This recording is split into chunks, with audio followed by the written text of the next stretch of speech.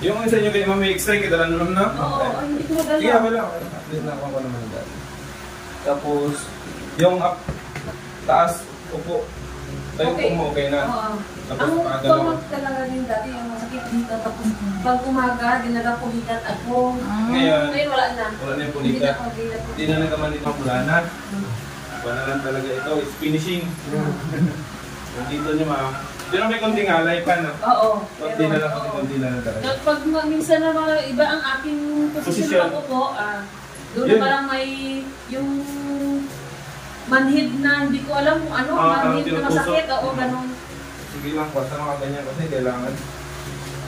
Pero mas okay yun kasi nga, straight yung katawan niya. Oo, kasi nakalakay siya straight. Nung matagal na rin. Oo. Kasi pag magtayo ako, ako nung kadang, yung sa tuhod ko dati, di ba? Okay na yung tuhod ko ngayon, pag mag-akit ako sa hagdan, okay na. Adjust ka naman, ha? Adjust ka naman. Oo, adjust mo. Kalimutan ko na sa sobrang dami kasi.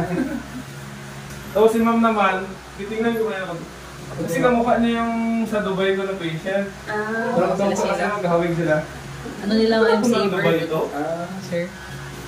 Kailangan mo. Kasi maghalos magkahawig doon kasi kayo. Kung matisay, magod ko. Ng Dubai ito? Pwede ba nakapunta ng Dubai ito?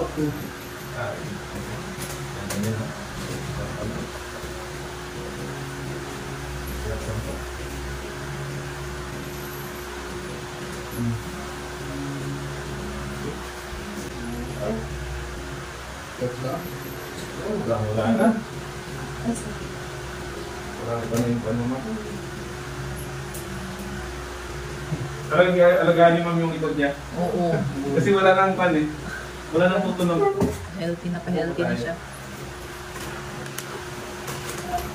So back to work na ulit si ma'am. Ilang years ka naman doon, ma'am? Na. Okay na. Isang tao na naman. Ay, ko na pakalit dito. Every December? Depende end of the year? Depende sa schedule na ibigay sa amin. Pag minsan na talaga na may emergency, nakakabuhat lang talaga kami ng bata. Pero bata lang naman. Huwag mo lang buhasin ng ikaw lang mag-isa mo. Buhasan mo na lang.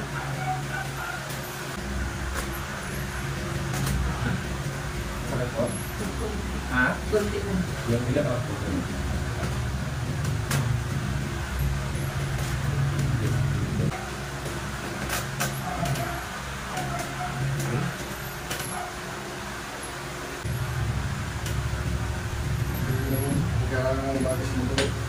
Ang meron ba na February lang pa ngayon?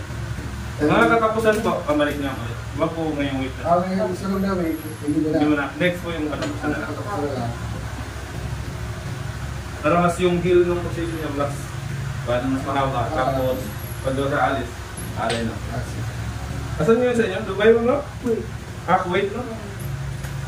Kasi yung mas magaling ito pag na-alay natin sa mamag sa alis. Kasi yung upo nyo sa aeroplano matagal na. Matagal din. Tapos kung pakang kinamot. Yung baso ko, ako na namin. Oo, yun. Dapat po yun. Tapos dala po, magkay ng foam, ha? Bawal siya na una na po. Para yung upuan niya. Kasi sa aeroplano, hindi kasi malambot talaga yun. Oo. Yung una nila, yung nagagamit ko. Mag-upo? Yung una nila. Oo, meron pa rin. Oo, meron din yun. Pwede yun. Kasi ilang oras pa biyahe mo? 2 hours. Tapos 2 hours pa, parang dito hanggang Manila. Oo.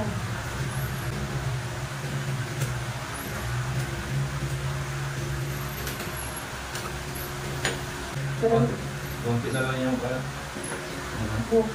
Hindi ko lang yung dati na. Malambot talaga eh. Dati matibigan mo eh. Dito talaga dapat. So, may marami kang kaklat dito naman. Oo.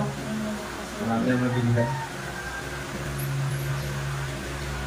Ngayon, okay na.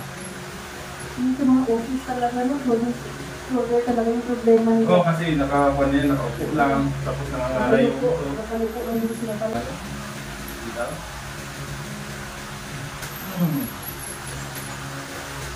Sarap. Konting heel pa. Patay mo.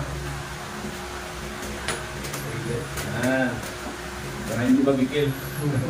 Nagkada yung mag-idiritso mo. Ayun ang masakit. Oo, masakit talaga yan kasi buong weight mo dito pupunta yan. Oo.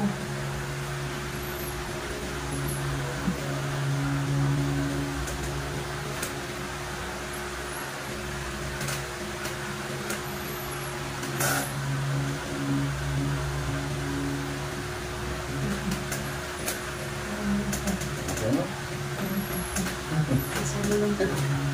Basta okay lang. Oo. Mas malilibang ka mo. Mas okay.